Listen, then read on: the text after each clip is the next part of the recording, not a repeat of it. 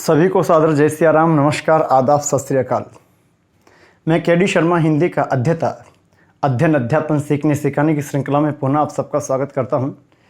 मेरे सुधी छात्र और छात्राओं, हमने गत व्याख्यान में क्रिया को बहुत अच्छे से पढ़ा था। सकर्मक, अकर्मक क्रिया, पूर्वकालिक, प्रेरणार्थक, तात्कालिक, नाम, धातु, ये सब क्रिया के भेद हमने देखे थे। क्रिया के 2 वीडियोज में आप तक पहुंचा चुका था।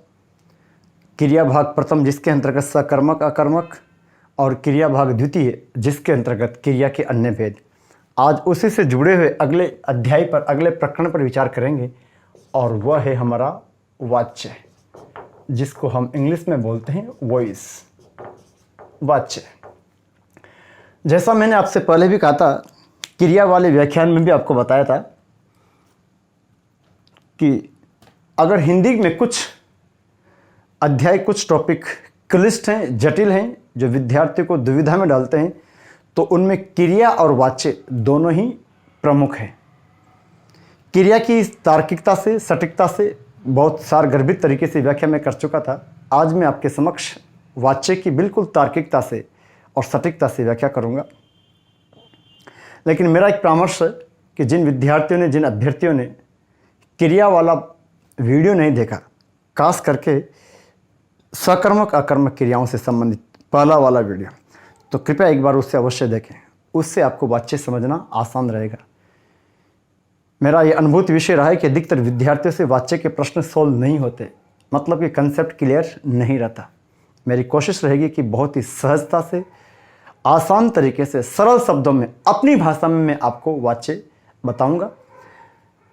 कॉपी पेन लेकर के वीडियो देखना, लिख करके देखना, समझना, 1-2 बार देखना। उसके बाद विगत परीक्षाओं में वाच्य से संबंधित जो प्रश्न पूछे हैं उनका आंसर देना। आश्वस्त करता हूं कि अगर आपने इन सब बातों का फॉलो किया तो निश्चित ही आप सारे प्रश्नों का उत्तर सही दोगे।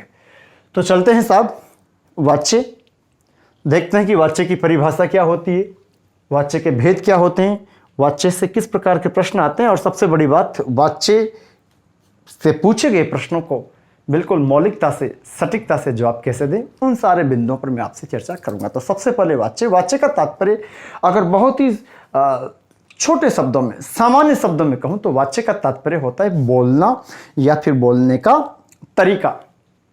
लेकिन अगर परिभाषा में बांधूं, शब्दों में बांधूं, तो कह सकता हूं कि क्रिया के जिस रूप से यह ज्ञात होता है कि वाक्य में क्रिया द्वारा किए गए विधान का विषय कर्ता है, कर्म है या भाव है, वाच्य कहलाता है।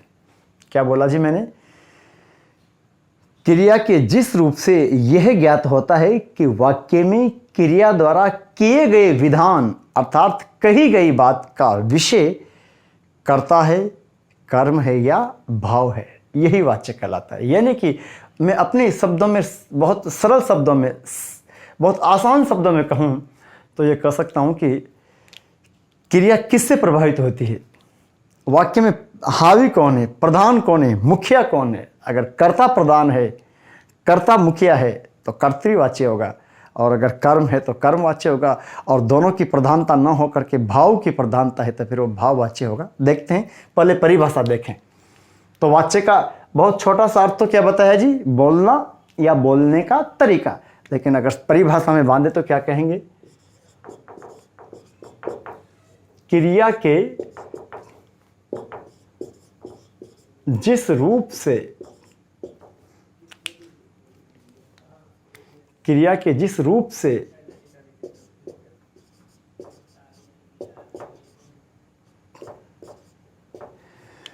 क्रिया के जिस रूप से यह ज्ञात होता है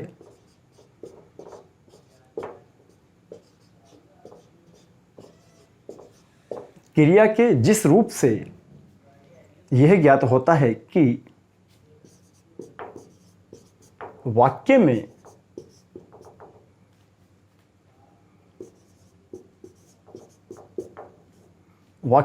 क्रिया द्वारा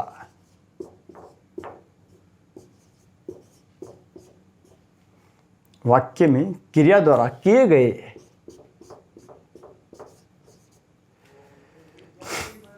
गए विधान, यहाँ विधान का तात्पर्य क्या है जी? कही गई बात। वाक्य में क्रिया द्वारा किए गए विधान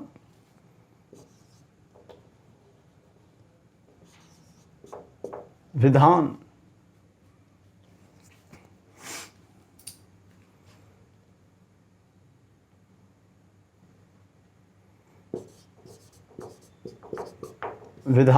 का विषय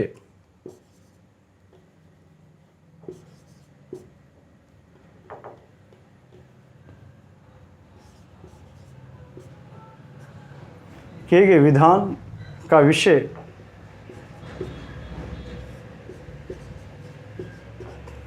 कर्ता है, कर्म है या भाव है, वाच्य कहलाता है।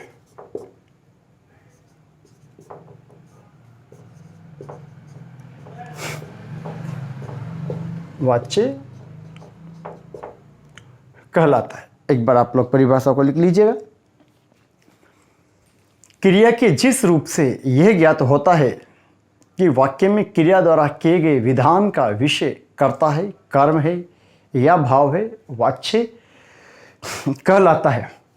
ध्यान रखिएगा, मैं आपको फिर बोल चुका हूं, पहले भी मैंने आपसे कहा कि यहां तात्पर्य यह होता है, विधान का तात्पर्य जो कही गई बात है, यानी कि जिसके बारे में हम बात कर रहे हैं, जो हमने मुख्य बनाया है वाक्य में, वो क्या है, उसी के आधार पर इसके तीन भेद होते हैं। अगर हमारा कर्ता ही प्रधान है तो कर्तृवाची, और कर्म प्रधान है तो फिर कर्मवाची, और दोनों ही नहीं होकर के भाव की प्रधानता है तो भाववाच्य। तो देखते हैं वाच्य के भेद, देखते हैं वाच्य भेद। देख, वाच्य भेद कितने भेद माने जाते हैं वाच्य के? तीन। पहला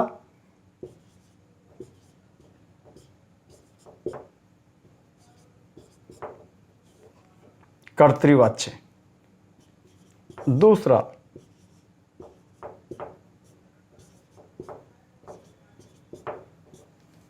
कर्मवाच्य, और तीसरा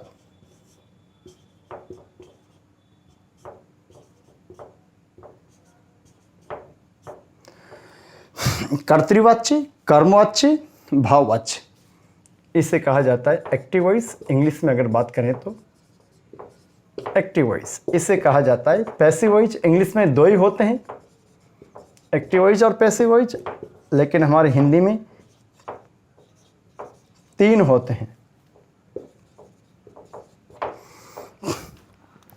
इंग्लिश में दो ही होते हैं, एक्टिव वॉइस और पैसिव वॉइस। हिंदी में तीन होते हैं, कर्तृवाची, कर्मवाची, भाववाची। मतलब कि एक्टिव वॉइस, पैसिव वॉइस और इम्पर्सनल वॉइस यानी कि भाववाची। अब एक एक की व्याख्या करते हैं। सबसे पहले हम देखते हैं कर्तृवाची। देखो, बहुत ही आसान शब्दों में, बहुत ही सरल तरीके से आप नोट कर लीजिए। उसके बाद मैं हटाता हूँ और आगे चर्चा करूँगा। मैं आपसे विस्तार से आपसे बात करूँगा कर्तृवाची के बारे में।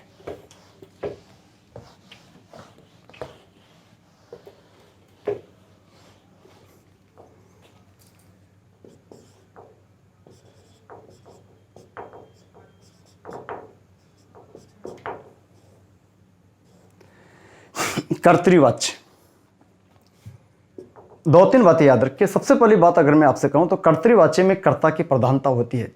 बोले मेरे साथ, क्या बोला मैंने? कर्तृवाच्य में कर्ता की प्रधानता होती है। कर्ता की प्रधानता होने का तात्पर्य है कि क्रिया का जो रूप है वह जनरली कर्ता से प्रभावित होता है, अर्थात क्रिया का लिंग और वचन कर्ता के अनुसार होता है। क्रिया सकर्मक भी हो सकती है, अकर्मक भी हो सकती है। क्या बोला जी मैंने? कर्तृवाच्य के अंतर्गत कर्ता की प्रधानता होती है। प्रधान का मतलब ही क्या होता है? मुख्य। प्रधान शब्द का तात्पर्य क्या होता है? मुख्य। इसलिए तो जो आचार्यों में प्रधान हो तो प्रधानाचार्य बोल देते हैं, मंत्रियों में प्रधान हो तो प्रधानमंत्री बोल देते हैं। प्रधान और मुख्य पर्यायवाची हैं। तो यहां मैं आपसे क्या बोल रहा हूं कि कर्ता की प्रधानता होती है। किसमें? कर्तृवाच्य में कर्ता की प्रधानता होती है। और सामान्यतया क्रिया जो है वो कर्ता से प्रभावित होती है, अर्थात क्रिया का लिंग और वचन कर्ता के अनुसार होता है। लेकिन भूतकाल की घटनाओं का उल्लेख कर रहे हूं तो कर्तृवाची में भी क्रिया का लिंग और वचन कर्ता के अनुसार नहीं बल्कि कर्म के अनुसार होता है। वो भी चर्चा में आपसे करूंगा। फिलहाल आप इतना जान लीजिए कि कर्तृवाची में क्रिया कर्ता के अनुसार होती है, अर्थात क्रिया का लिंग और वचन कर्ता के अनुसार होता है, और क्रिया सकर्मक आकर्मक दोनों हो सकते हैं। तो तीनों बिंदुओं का उल्लेख सबसे पहले हम कर्तृवाची के परिप्रेक्ष्य में कर लेते हैं। तो सबसे पहले तो क्या, कर्तृवाची में कर्ता की प्रधानता होती है।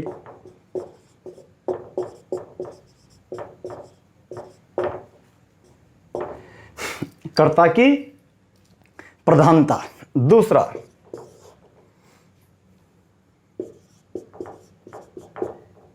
क्रिया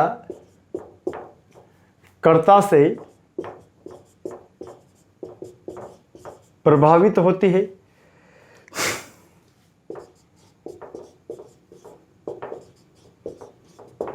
क्रिया कर्ता से प्रभावित होती है।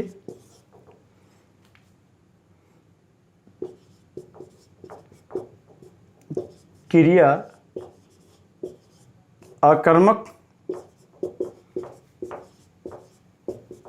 व सकर्मक, आकर्मक व सकर्मक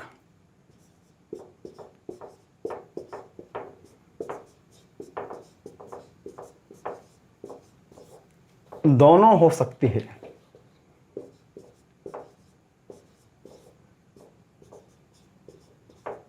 दोनों हो सकती है। तो फटाफट आप इन तीनों बिंदुओं को नोट कर लीजिएगा। क्या लिखा है मैंने, कर्तृवाच्य के अंतर्गत, कर्तृवाच्य के अंतर्गत कर्ता की प्रधानता होती है, क्रिया कर्ता से प्रभावित होती है, क्रिया आकर्मक व सकर्मक दोनों हो सकती है। विद्यार्थियों, क्रिया कर्ता से प्रभावित होने का तात्पर्य क्या है, आप चाहो तो नोट कर लेना। और भी क्रिया कर्ता से प्रभावित होती है, इस बात का तात्पर्य क्या है, क्रिया कर्ता से प्रभावित होती है, इस बात का तात्पर्य यह है कि क्रिया का लिंग और वचन, क्रिया का लिंग वो वचन, क्रिया का लिंग और वचन जो है वो कर्ता के अनुसार आता है।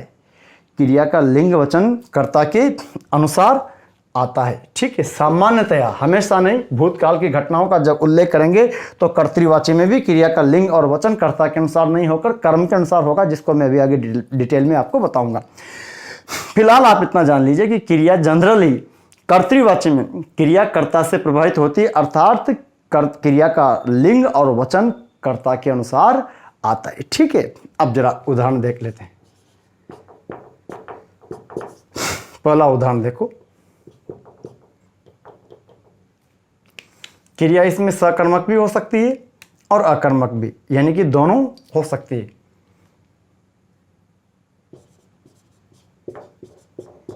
वह सो रहा है,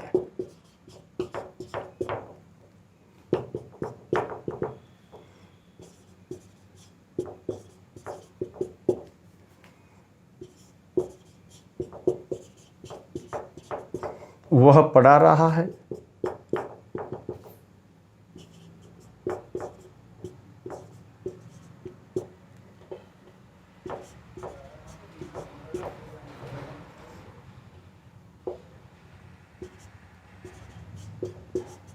आप पढ़ रहे हो,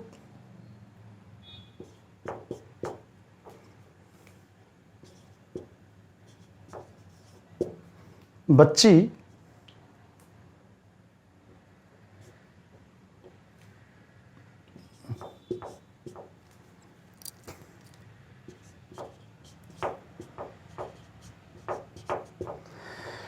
बच्ची रो रही है। चार वाक्य आप लोग देखिए क्या लिखा हुआ है। वह सो रहा है, वह पढ़ा रहा है, आप पढ़ रहे हो, बच्ची रो रही है। देखिए साहब, सोना क्रिया अकर्मक है, रोना भी अकर्मक है, जबकि पढ़ना और पढ़ाना दोनों सकर्मक है। तो अकर्मक में भी हो सकता है और सकर्मक में भी हो सकता है। चारों वाक्य कर्तृवाच्य से संबंधित है। वो सो रहा है, वो पढ़ा रहा है, आप पढ़ रहे हो, बच्ची रो रही है। आप देखेंगे कि यहाँ पर जो सो रहा है वो वह से प्रभावित हो रहा है। इसका मतलब वह यहाँ पर पुल्लिंग में है, एक वचन है। वो पढ़ा रहा है, यहाँ पर भी वो एक वचन है, पुल्लिंग में है। आप पढ़ रहे हो, यहाँ भी पुल्लिंग में है। और बच्ची रो रही है, यहाँ स्त्रीलिंग हो गया, क्योंकि यहाँ पर रो रही आ रहा है, इसका मतलब ये बच्ची शब्द जो था वो स्त्रीलिंग में था। तो क्रिया किससे प्रभावित हो रही है, सब्जेक्ट से, अपने कर्ता से। और कर्ता से क्रिया प्रभावित हो रही है, यानी कि कर्ता के अनुसार ही क्रिया का लिंग वचन आ रहा है। तो फिर ये यहाँ पर किस प्रकार के वाच्य में है, ये ये है आपका कर्तृवाच्य, चारों वाक्य कर्तृवाच्य हैं, ठीक। लेकिन भूतकाल में किसी घटना का वर्णन करें, भूतकाल की किसी घटना का वर्णन करें तो वहां पर कर्तृवाच्य में भी, इनको नोट कर देना आप लोग, तो वहां पर कर्तृवाच्य में भी क्रिया कर्ता का अनुसरण नहीं करके कर्म का अनुसरण कर लेती है। जैसे देखते हैं, देखो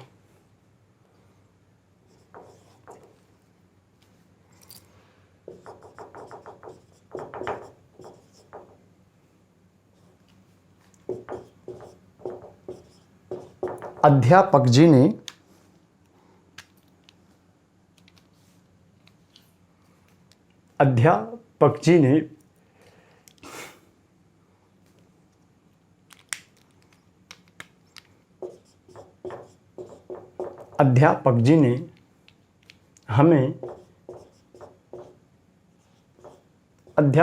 हमें हिंदी पढ़ाई।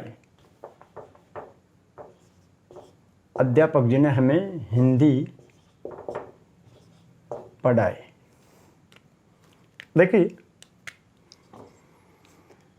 अध्यापक जी ने हमें हिंदी पढ़ाई, अध्यापक जी ने हमें हिंदी पढ़ाई। अब यहां आप ये गौर करें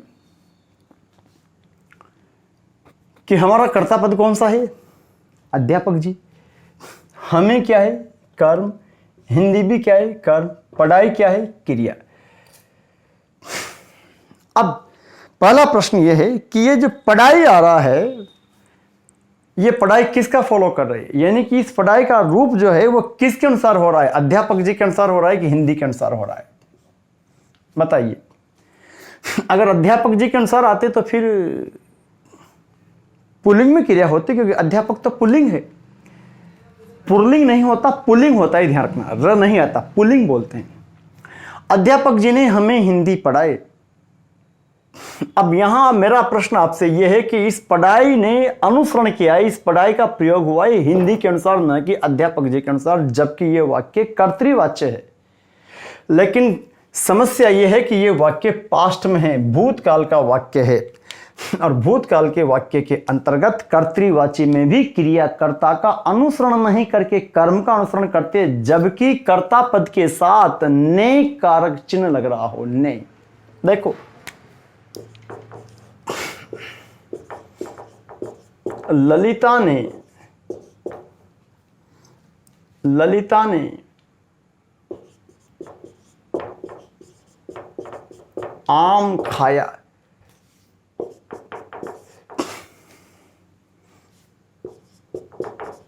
मोहन ने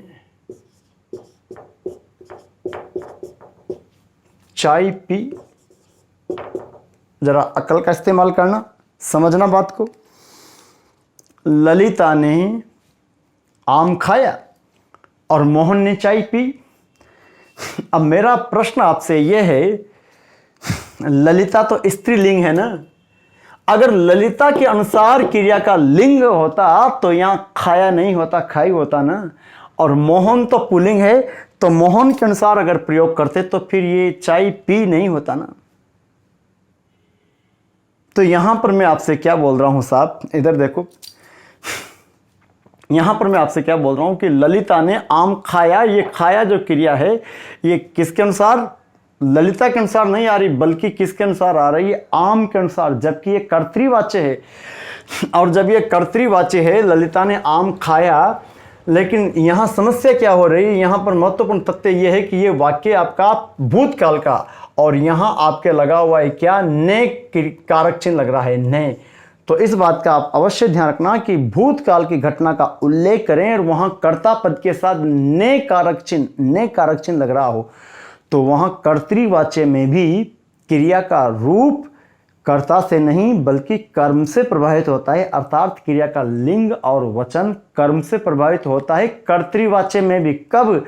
जबकि वाक्य भूतकाल का हो और कर्ता पद के साथ ने कारक चिन्ह का प्रयोग हो। इसलिए ललिता ने आम खाया और मोहन ने चाय पी। अच्छा, इस चाय पी की जगह ये, चूंकि ये तो किसी स्त्री के लिए भी लगाऊंगा तो भी वही रहेगा, तो जरा देखो, इसकी जगह आप ले लो चलो ठीक है, चाय लिख लो, कोई भी शब्द लिखो, मैं लस्सी लिख दी मैंने, खीर लिख दी, ये लो। मोहन ने चाय पी, या मोहन ने लस्सी पी, या मोहन ने खीर पी। हालांकि खीर के साथ खाई लगाऊं ठीक रहेगा, फिर भी। अब अगर मैं यहां पर मोहन ने चाय की जगह दूध होता, लस्सी की जगह मक्खन होता, तो यहां पर आप देखिए, फिर हमें मोहन ने दूध पिया, मोहन ने मक्खन खाया। समझ रहे हो? तो यहां मेरे कहने का तात्पर्य है कि तीनों वाक्य यद्यपि कर्तृवाची है, लेकिन यहां पर क्रिया, चाहे तो चाय है, लस्सी है, खीर है, चूंकि तीनों शब्द स्त्रीलिंग माने जाते हैं और क्रिया जो पी आ रहा है वो स्त्रीलिंग में है, तो यहां मोहन के अनुसार क्रिया का प्रयोग नहीं हुआ है, बल्कि चाय या लस्सी या खीर के अनुसार हुआ है, अर्थात कर्म के अनुसार हुआ है। यहां आम के अनुसार हुआ है, ललिता के अनुसार यानी कर्ता के अनुसार नहीं हुआ।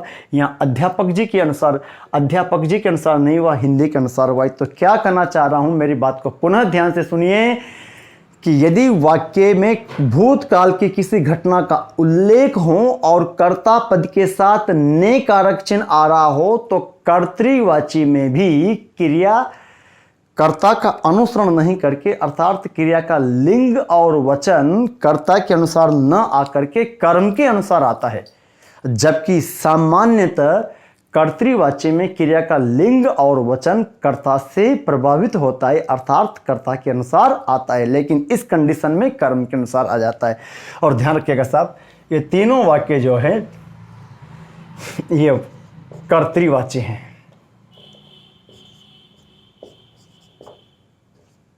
कौन से तीनों? ये तीनों कर्तृवाची में। अध्यापक जी ने हमें हिंदी पढ़ाई, ललिता ने आम खाया, मोहन ने चाय अथवा लस्सी अथवा खीर पी। ये तीनों वाक्य कर्तृवाची में, इनका कर्मवाच्य कुछ और बनेगा। ठीक है, तो ये थे आपका कर्तृवाची। अब दूसरी बात करेंगे हम कर्मवाची में। हटा दूं मैं इनको।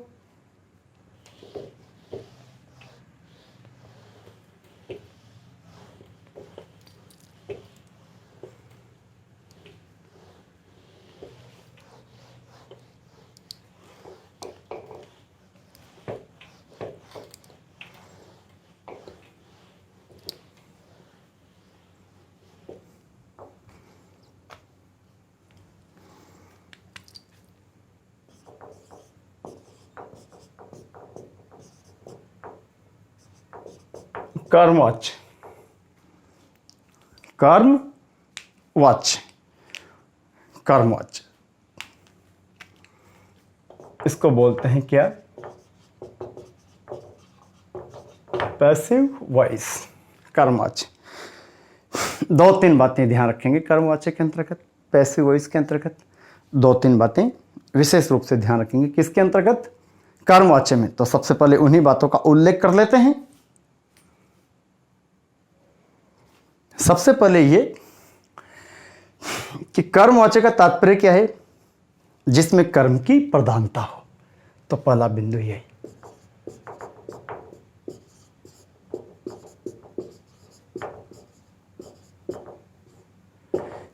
कर्म की प्रधानता।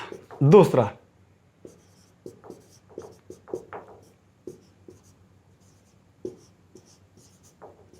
क्रिया सदैव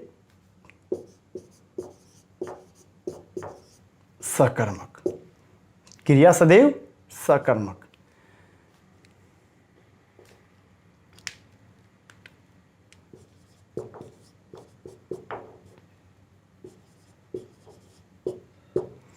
क्रिया कर्म से प्रभावित,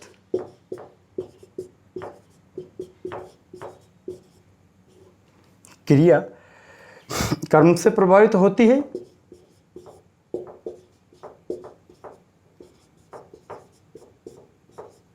अर्थात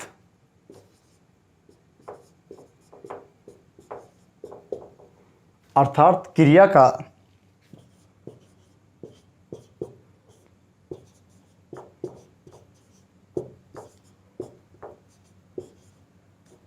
लिंग और वचन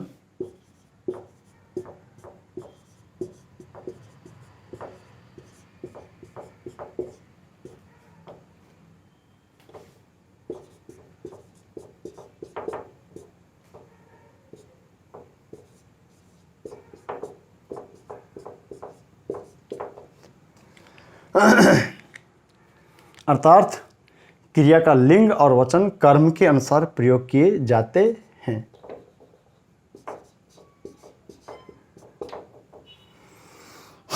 जरा देखो इन 3 बिंदुओं को, क्या लिखा है। कर्म की प्रधानता है, क्रिया सदैव सकर्मक, क्रिया कर्म से प्रभावित होती है, अर्थात क्रिया का लिंग और वचन कर्म के अनुसार प्रयोग किए जाते हैं। देखो जी, आपने सकर्मक अकर्मक क्रिया को देखा है। सकर्मक क्रियाएं वो होती है जो अपना भाव प्रकट करने हेतु कर्म लेती है या जिनको कर्म की आवश्यकता होती है। अब ये तो है ही, नाम ही इसका क्या है, कर्मवाच्य। जब इसका नाम ही कर्मवाच्य है तो स्पष्ट है कि जब नाम ही कर्मवाच्य है तो कर्म की तो जरूरत पड़ेगी सही, तभी तो कर्मवाच्य होगा। और जब कर्मवाच्य है, कर्म की आवश्यकता है, तो निश्चित रूप से क्रिया सकर्मक ही होगी, क्योंकि सकर्मक क्रियाओं में ही कर्म का प्रयोग होता है। ठीक है साहब, तो क्रिया हमेशा सकर्मक ही होती है।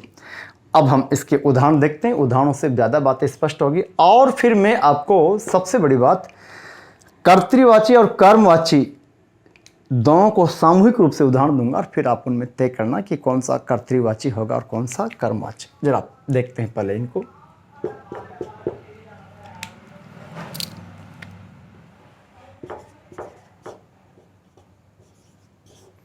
हिंदी पढ़ाई जा रही है।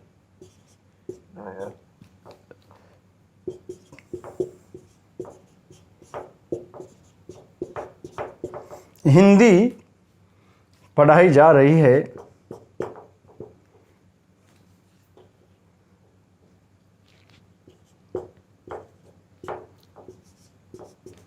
राम के द्वारा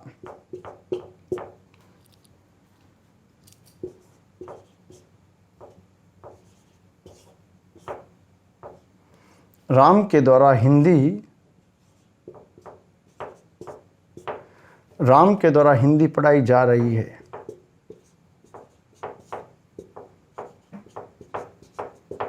राम के द्वारा हिंदी पढ़ाई जा रही है।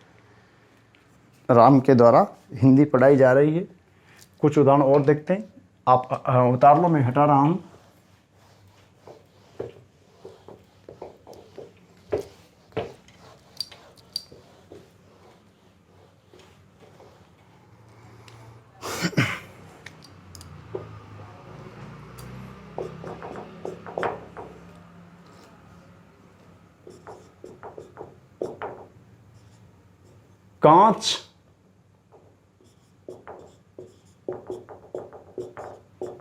कांच तोड़ा जा रहा है।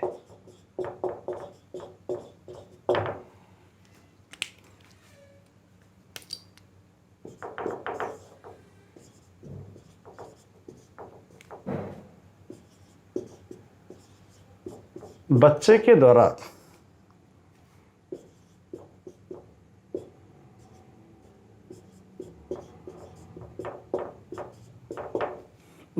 द्वारा कांच तोड़ा जा रहा है।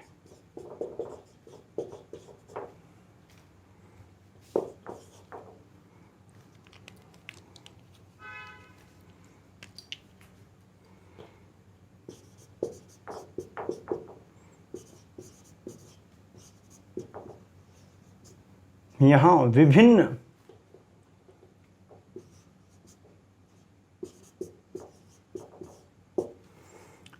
विभिन्न प्रकार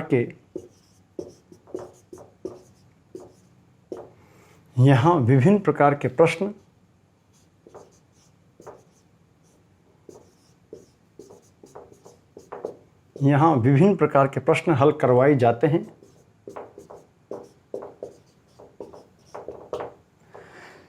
यहाँ विभिन्न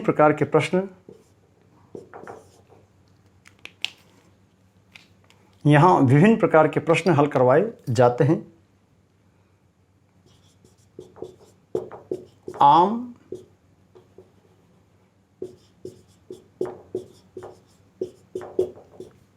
आम खा लिया गया।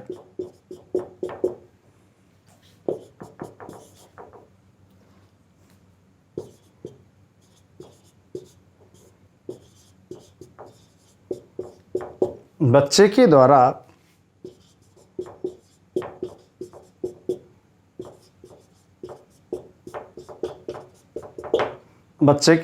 आम खा लिया गया। देखो, कांच तोड़ा जा रहा है, बच्चे के द्वारा कांच तोड़ा जा रहा है। यहाँ विभिन्न प्रकार के प्रश्न हल करवाए जाते हैं।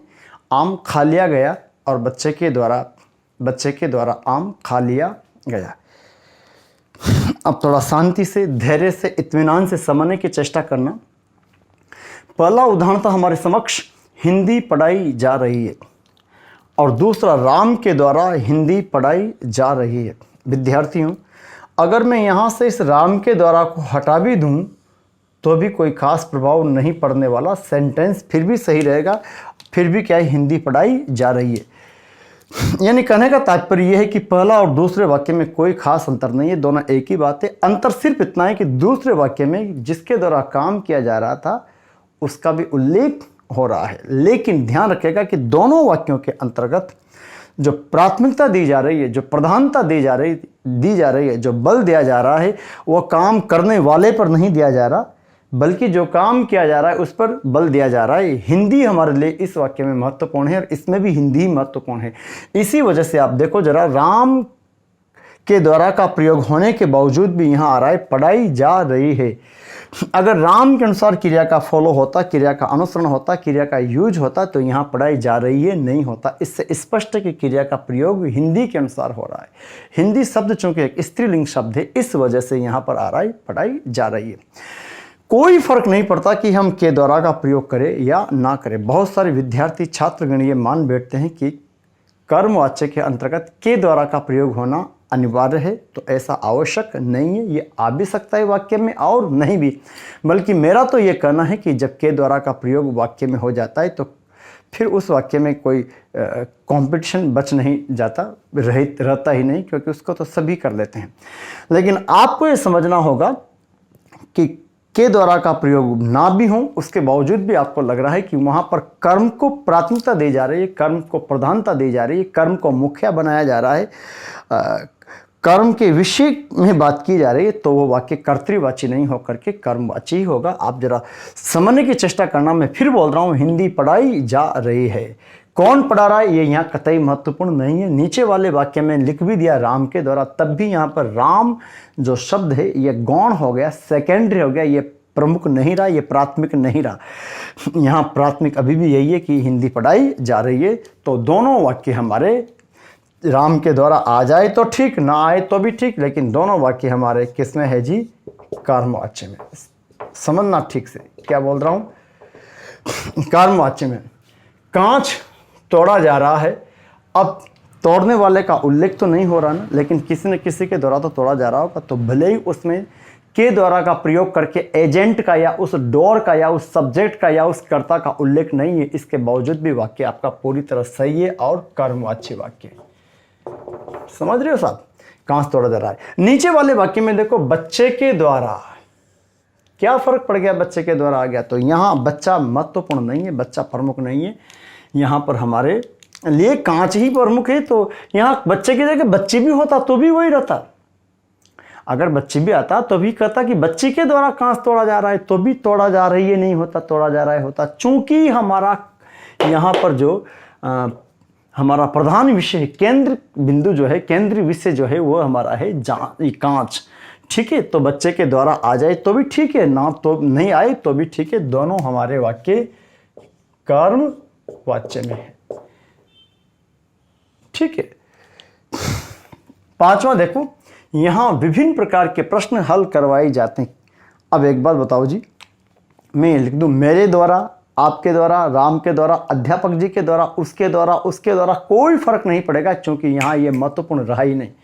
जो प्रश्न हल करवा रहा है वो महत्वपूर्ण कहाँ रहा, यहाँ तो महत्वपूर्ण क्या हो गए, विभिन्न प्रकार के प्रश्न।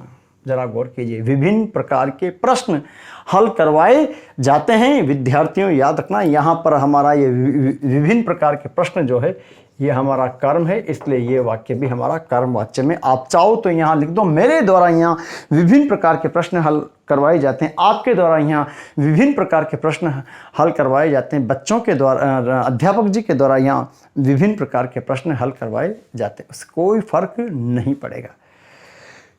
अगला देखो, आम खा लिया गया। आम खा लिया गया किसके द्वारा नहीं पता, कोई फर्क नहीं पड़ेगा, लगा दो। राम के द्वारा आम खा लिया गया, बच्ची के द्वारा आम खा लिया गया, बच्चे के द्वारा आम खा लिया गया, लड़के के द्वारा आम खा लिया गया, लड़की के द्वारा आम खा लिया गया। लड़का लगाऊं लड़की लगाऊं के द्वारा के साथ कोई फर्क नहीं पड़ेगा, हमारी क्रिया तो किसके अनुसार आ गई, आम। आम खा लिया गया। ध्यान रखिएगा साहब, यहाँ पर ये आम कर्म पद है और इसलिए ये वाक्य भी आपका कर्म वाच्य में ही है, ध्यान रखना। मैं फिर बोल रहा हूँ, लड़के के द्वारा आम खा लिया गया या लड़की के द्वारा आम खा लिया गया, कुछ भी लगाएं कोई फर्क नहीं पड़ेगा क्रिया पर, क्योंकि क्रिया उस कर्ता पद का अनुसरण ही नहीं कर रही, वो तो कर्म का अनुसरण कर रही है। उस क्रिया का लिंग जो है वो इस आम के अनुसार आ रहा है, क्योंकि हम आम को पुल्लिंग मानते हैं। ठीक है, बच्चे के द्वारा, ये लो आम खा लिया गया, कोई फर्क नहीं पड़ा बच्चे के द्वारा। अच्छा, बच्चे की जगह मैं यहाँ बच्ची लिख दूं, बच्ची के द्वारा आम खा लिया गया तो भी वही रह जाएगा। इसका तात्पर्य यह हुआ कि कर्मवाच्य के अंतर्गत क्रिया हमेशा कर्म का ही अनुसरण करती है, कर्ता का नहीं करके कर्म के अनुसार यूज की जाती है। ठीक है साहब, तो ये था हमारा कर्मवाच्य। मैंने 5-7 उदाहरण आपके समक्ष लिखे। अब हम आते हैं भाववाच्य पर, फिर मैं दोनों के तीनों के सामूहिक उदाहरण भी आपको बता दूंगा, आप नोट कर लीजिए, मैं हटा रहा हूं।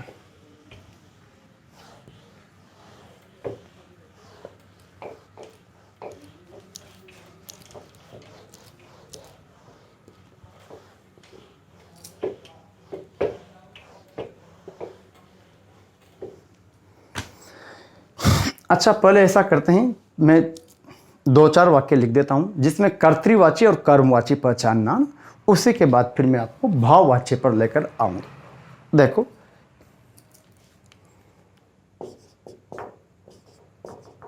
भोजन पकाया जा रहा है। भोजन पकाया जा रहा है।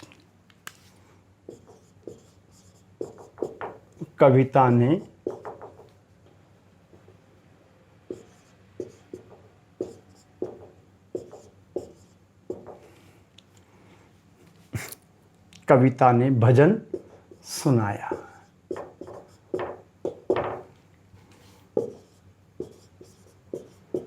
कविता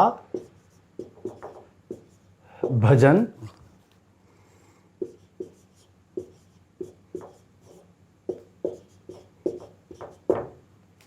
कविता भजन सुनाती है। भजन सुनाया गया।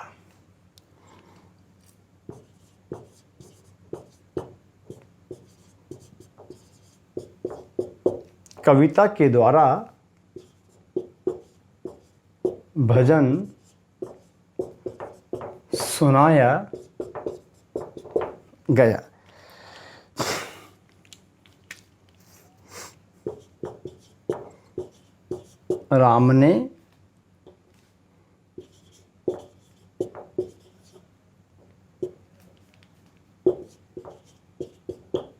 राम ने दूध पी लिया।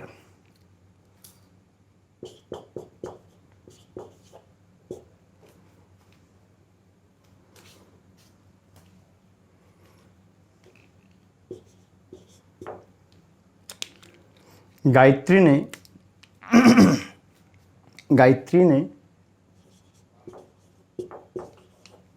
दूध पी लिया।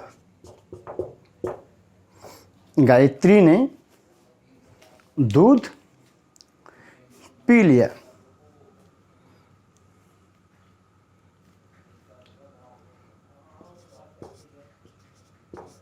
केले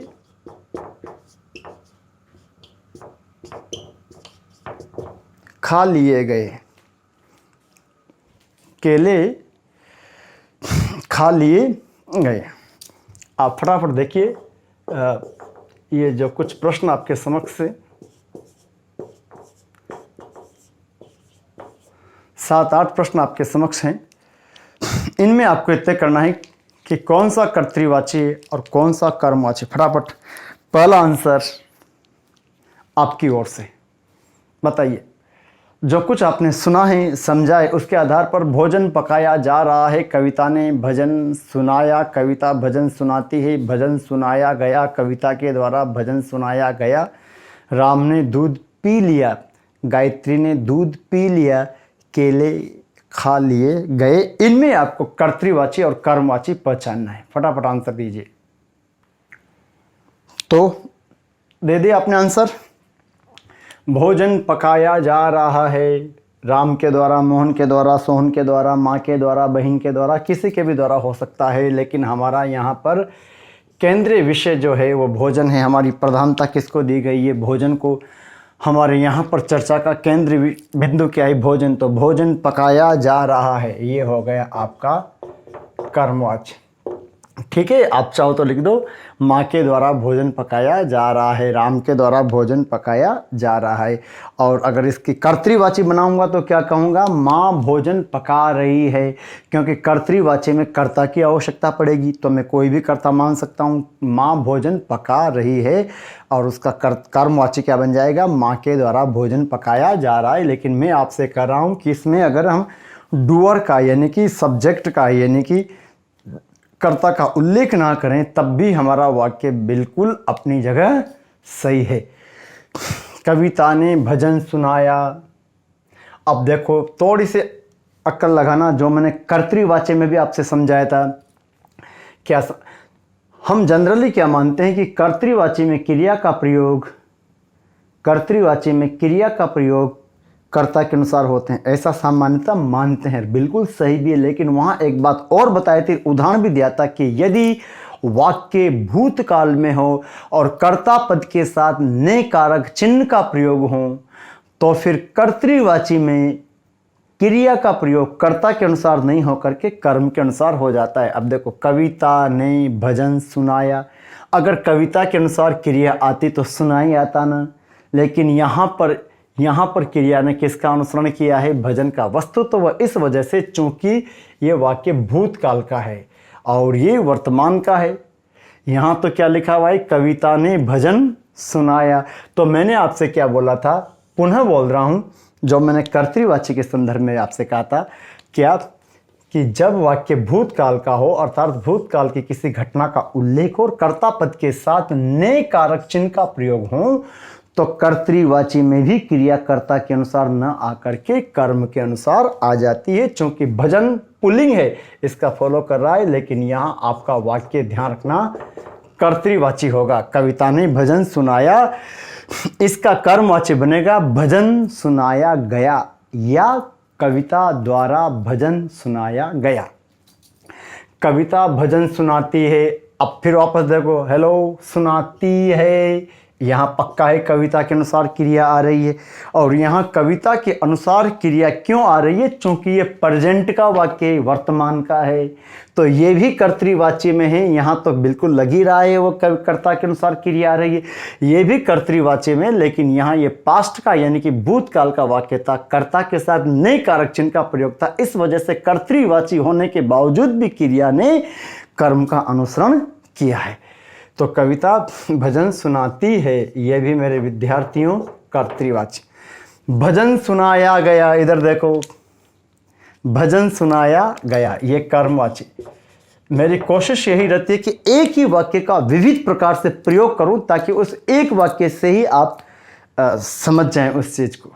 कि ऐसा आपके प्रश्न होते हैं ना, अगर इसकी जगह ये लगाएं तो क्या होगा, इसको ऐसे लिखे तो क्या होगा, तो वो सारे, यद्यपि आप मेरे समक्ष नहीं हो पर फिर भी मैं मानता हूँ मेरे समक्ष ही बैठे हुए हों, तो मैं कोशिश मेरी यही रहती है कि आप जो सोचते हो कि इसके साथ ऐसा लगा दे तो क्या हो जाएगा, इसको हटाकर ये लिख दे तो क्या होगा, तो वो भी मैं कोशिश करता हूँ ताकि आप उस चीज़ को समझ लें। भजन सुनाया गया। और यहाँ लिख दिया मैंने कविता के द्वारा। भाई साहब कविता की जगह अगर मैं यहाँ लिख देता मैं कन्हैया के द्वारा, तो भी भजन सुनाया गया ही होता। चूँकि यहाँ पर हमारा जो प्रधानता है, हमारी प्रधानता वो ये कविता है ही नहीं, भजन है। तो भजन सुनाया गया भी कर्मवाच्य, और कविता के द्वारा भजन सुनाया गया ये भी आपका कौन सा हो गया जी? ये भी कर्मवाच्य। राम ने दूध पी लिया, राम ने हेलो ने आ गया, पी लिया, ये हमारा भूतकाल का है। राम ने दूध पी लिया, लेकिन ये आपका वाच्य कौन सा होगा? कर्तरी। राम ने दूध पी लिया, ये कर्तृवाची। अब इसका कर्मवाची क्या बनेगा? राम के द्वारा दूध पी लिया गया। ठीक है, हमने सिर्फ क्या लिखा है? राम ने दूध पी लिया, ये कर्तृवाची। और दूध पी लिया गया या राम के द्वारा दूध पी लिया गया, तो फिर वो हो जाता कर्मवाची। गायत्री ने दूध पी लिया, ये भी कर्तृवाची। यहां पर भी आप उस चीज को समझना, गायत्री है तो भी दूध पी लिया, चूंकि अब कर्तृवाची में तो क्रिया गायत्री के अनुसार यानी कि सब्जेक्ट के अनुसार आनी चाहिए थी ना। जब मैं यहां कर रहा हूं ये कर्तृवाची है, तो फिर ये पी लिया कैसे आना चाहिए? ये तो गायत्री के अनुसार क्रिया आनी चाहिए ना। 3-4 बार बोल चुका हूं आज ही के सेशन में कि यदि भूतकाल की घटना का उल्लेख हो, कर्ता पद के साथ ने कारक चिन्ह का प्रयोग हो, तो क्रिया कर्तृवाची में भी कर्म के अनुसार न आकर के, कर्ता के अनुसार न आकर के कर्म के अनुसार आती है। क्या बोला? फिर बोल रहा हूं, 2-4 बार बोल चुका हूं मैं आपसे कि यदि भूतकाल की घटना का उल्लेख करें और कर्ता पद के साथ ने कारक चिन्ह का प्रयोग हो, तो कर्तृवाची में भी क्रिया कर्ता के अनुसार न आकर के कर्म के अनुसार आ जाती है। ठीक है, तो गायत्री ने दूध पी लिया कर्तृवाची है, और कर्मवाची क्या हो गया? गायत्री के द्वारा दूध पी लिया गया। ठीक, केले खा लिए गए। अब देखो, अब मैं यहां लिख दूं राम के द्वारा केले खा लिए गए, तो भी कोई फर्क नहीं पड़ेगा। मेरे द्वारा केले खा लिए गए, तो भी कोई फर्क नहीं पड़ेगा। 100 बातों की एक बात यह है कि केले खा लिए गए ये हमारा कर्मवाची है। तो भोजन पकाया जा रहा है, कर्मवाची है। कविता ने भजन सुनाया, ये भी आपका कर्तृवाची है। कविता भजन सुनाती है, ये भी कर्तृवाची। भजन सुनाया गया, ये आपका कर्मवाची। कविता के द्वारा भजन सुनाया गया, ये कर्मवाची। राम ने दूध पी लिया और गायत्री ने दूध पी लिया, ये दोनों कर्तृवाची। केले खा लिए गए, ये आपका हो गया कर्मवाची। तो उम्मीद करता हूं कि आपको समझ में आया होगा। अब हम बात करेंगे भाववाची पर। हटा देता हूं, देखो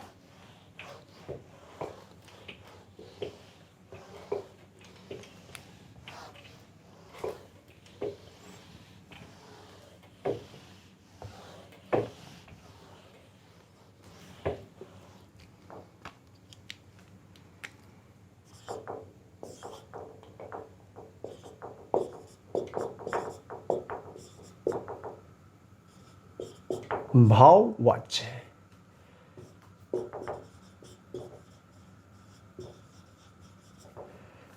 इम्पर्सनल वॉइस। देखिए, इम्पर्सनल वॉइस या भाववाच्य, इसको थोड़ा समझने की चेष्टा करना। क्या कहना चाह रहा हूं मैं? क्रिया आकर्मक, क्रिया आकर्मक, भाव का प्राधान्य, भाव का प्राधान्य मतलब भाव की प्रधानता। भाव का प्राधान्य मतलब भाव की प्रधानता होगी।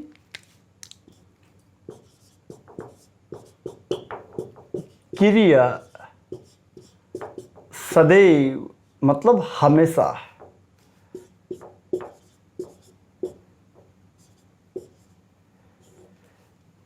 क्रिया सदैव एक वचन, वो पुल्लिंग,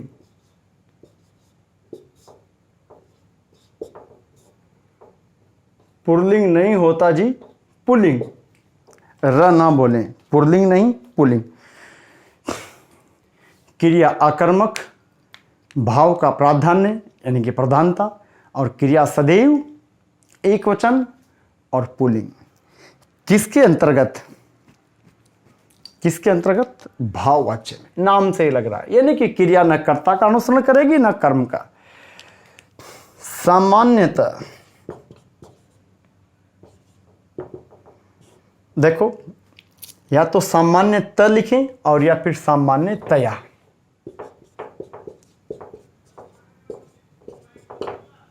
या तो सामान्य के पीछे तया लगा सकते हैं और या फिर सामान्यतः, दोनों में किसी भी एक शब्द का प्रयोग किया जा सकता है, सामान्य तया और या फिर सामान्य त। ठीक है, नोट कर लेना आजू बाजू में, ये बीच में जो कुछ मैं बताऊं उनको नोट करते रहा करो। सदैव, सदैव शब्द में वृद्धि संधि हो रही है। कैसे? सदा धन एव, इससे शब्द बनाए आपका सदैव, सदा धन एव, वृद्धि संधि है। आ और ए मिलकर आई में जा रहा है। मैंने संधि का वीडियो अपलोड कर रखा है, आप देख सकते हो। वृद्धि संधि हो रही है। सदैव का मतलब होता है हमेशा। हटा लीजिए, उठा रहा हूं, उतार लीजिए। देखो, सामान्यतः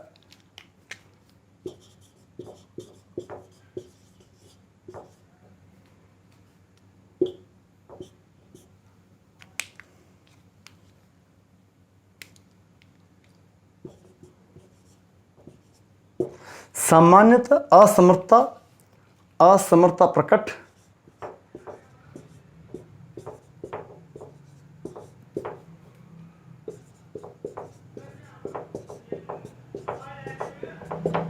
सामान्यतः असमर्थता प्रकट करने वाले वाक्यों में इसका प्रयोग होता है, लेकिन आवश्यक नहीं है। मैं आपको असमर्थता में नहीं बल्कि सामान्य दूसरे वाक्यों में भी यूज करके बताऊंगा। लेकिन आमतौर पर सामान्यतः असमर्थता, असमर्थता प्रकट करने वाले वाक्यों में, ठीक है, इसका प्रयोग होता है। तो ये 3-4 बातें आप नोट कर लो। उसके बाद उदाहरणों के माध्यम से हम इसको भी समझने की चेष्टा करते हैं। देखो, हटा दो। तो भाववाच्य क्या होता है इसमें? एक तो क्रिया हमेशा, इसकी खास बात ही यही है, क्रिया हमेशा एक वचन में होती है।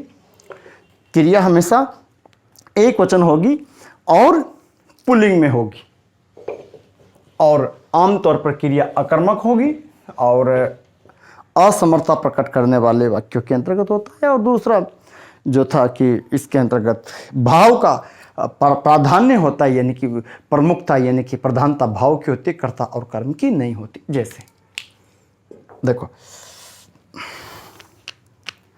मैं कुछ सेंटेंस नोट करवाता हूं। देखो,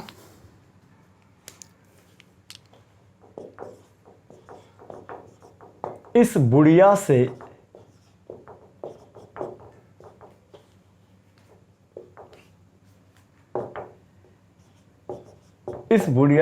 चला नहीं जाता। इस बुढ़िया से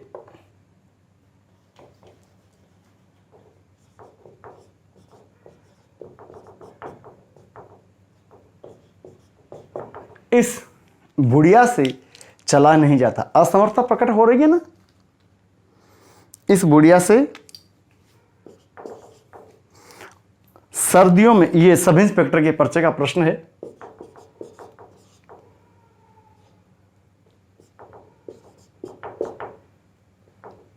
सर्दियों में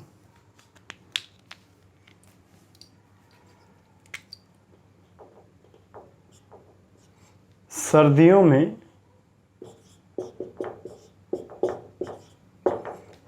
में रोज नहाया, सर्दियों में रोज नहाया नहीं जाता। सर्दियों में रोज नहाया नहीं जाता।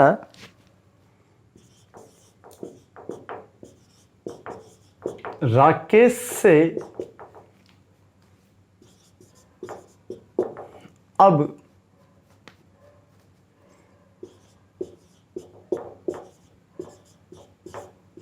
उठा नहीं जाता,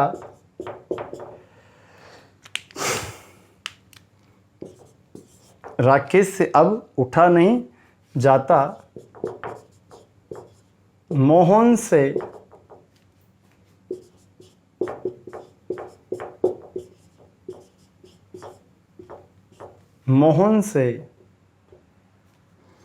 हंसा नहीं जाता, मोहन से हंसा नहीं जाता,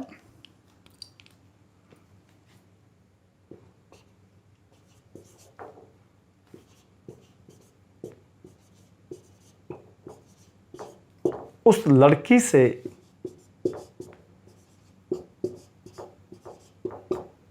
दौड़ा नहीं जाता,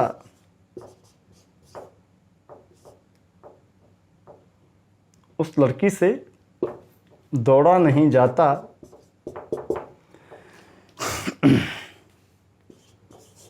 उस लड़की से दौड़ा नहीं जाता,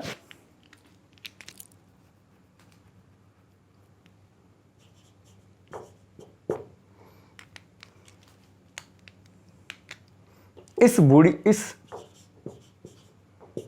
व्यक्ति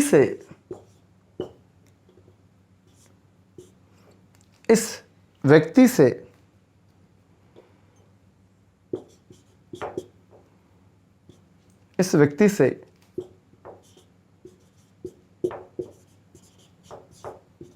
चला नहीं जाता, इस व्यक्ति से चला नहीं जाता,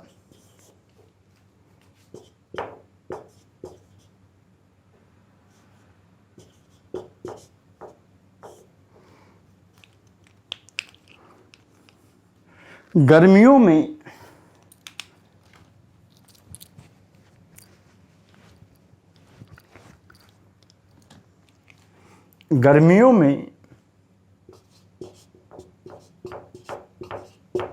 रोज नहाया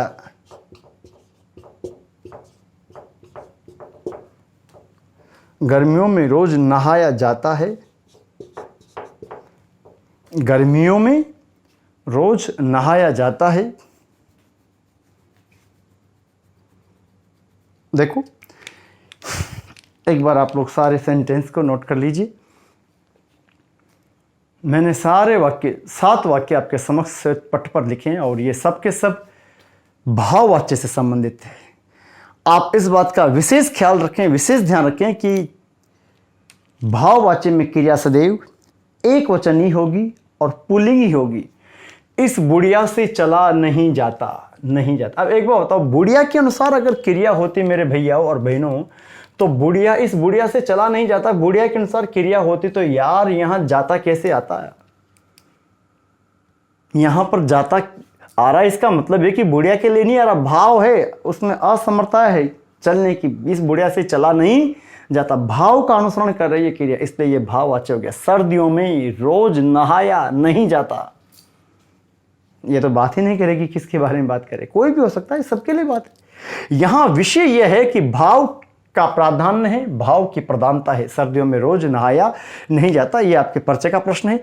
राकेश से अब उठा नहीं जाता, मोहन से हंसा नहीं जाता, उस लड़की से दौड़ा नहीं जाता, इस व्यक्ति से चला नहीं जाता। तो यहां आपने गौर किया, इन सारे वाक्यों में क्रिया एक वचन आ रही है और पुल्लिंग में आ रही है। और दूसरी अधिकतम संभावना है कि भाववाच्य में क्रिया, भाववाच्य के अंतर्गत वाक्य आपके नेगेटिव होगा, यानी कि असमर्थता प्रकट करने वाला होगा, अधिकतम संभावना है। लेकिन ऐसा भी हो सकता है कि भाववाच्य के अंतर्गत असमर्थता नहीं हो, यानी कि साधारण वाक्य भी हो सकता है। यहां से देखो आप, इस बुढ़िया से चला नहीं जाता, सर्दियों में रोज नहाया नहीं जाता, राकेश से अब उठा नहीं जाता, मोहन से हंसा नहीं जाता, उस लड़की से दौड़ा नहीं जाता, इस व्यक्ति से चला नहीं जाता, इन सब में असमर्थता प्रकट हो रही है। लेकिन 7वां वाक्य देखिए, गर्मियों में रोज नहाया जाता है,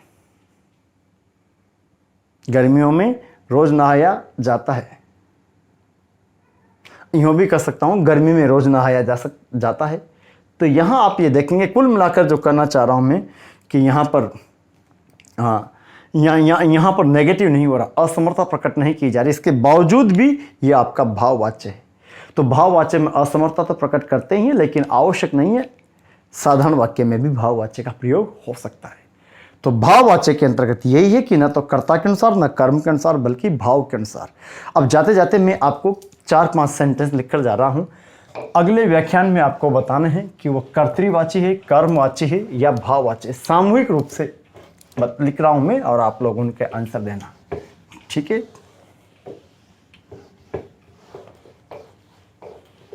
देखो, आपको क्या बताना है कि वाक्य कर्तृवाची है, कर्मवाची या भाववाची, ये ध्यान दीजिएगा।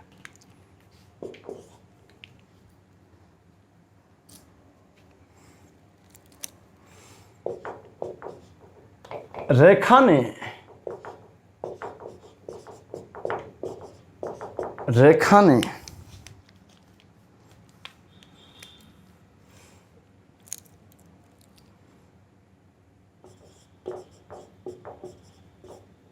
कहानी सुनाई।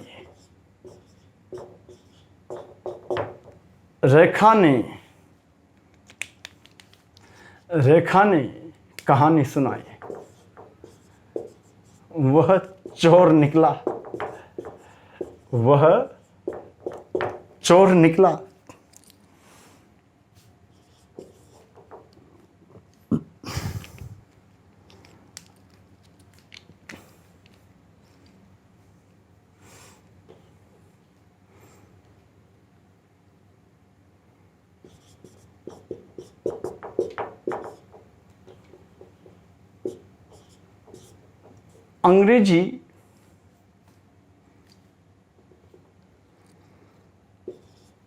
अंग्रेजी के बहुत सारे प्रश्न अंग्रेजी के बहुत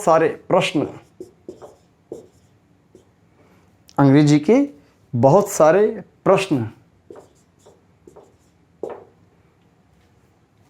हल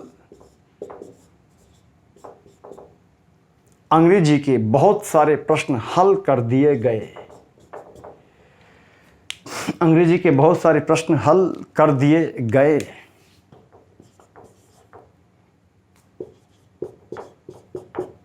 लोगों ने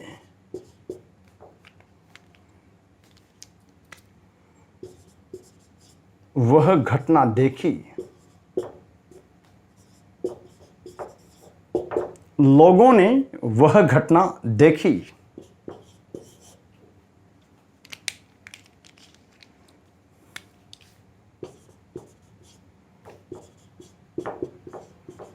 वह हंस रहा था।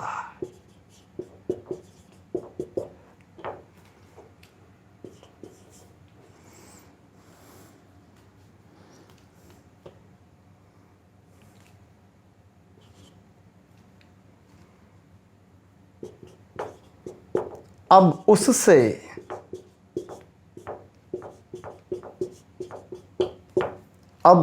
सोया नहीं जाता।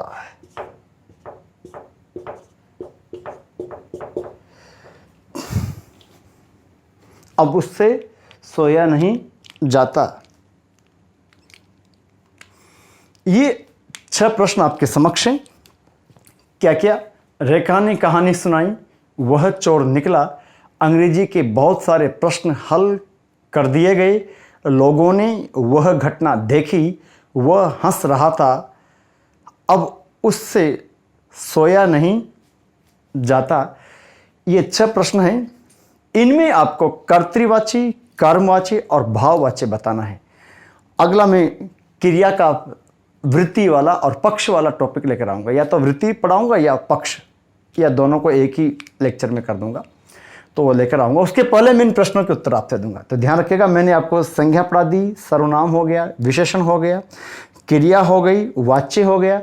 संधि के वीडियो पहले से डाल ही रखे थे, एकल शब्द भी आपके पास, तो बहुत सारे प्रकरण, बहुत सारे अध्याय मैंने इस पर डाल दिए। और एक बात फिर मैं जोर देकर बोलूँगा वाच्य वाला टॉपिक या सच मानना अधिकतर विद्यार्थियों को क्लियर नहीं होता, लेकिन जिस विद्यार्थी ने इस वीडियो को ठीक से 1-2 बार देख लिया, लिख करके अभ्यास कर लिया, तो विगत परीक्षाओं के प्रश्न पत्र आप देख लेना और पुष्टि कर लेना कि कितना आपने सीखा है। बशर्त मैंने बहुत अच्छे तरीके से, आपने खुद ने महसूस किया होगा, मैंने बहुत सारे उदाहरणों के माध्यम से एक साथ दोनों तीनों के सेंटेंस लिख करके सहज भाषा में सरल तरीके से आपके समक्ष रखा है। तो जिन छात्रों का या जिन विद्यार्थियों का या जिस किसी का भी वाच्य वाला प्रकरण कमजोर है, तो इसको अवश्य देखना। ठीक है, इन प्रश्नों का उत्तर देना, सबसे पहले वीडियो देखना और उसके आंसर आप लोग देना। उसके बाद फिर हम अगले व्याख्यान के अंतर्गत पहले इनके उत्तर देखेंगे, उसके बाद आगे विचार करेंगे। ठीक है साहब, थैंक यू।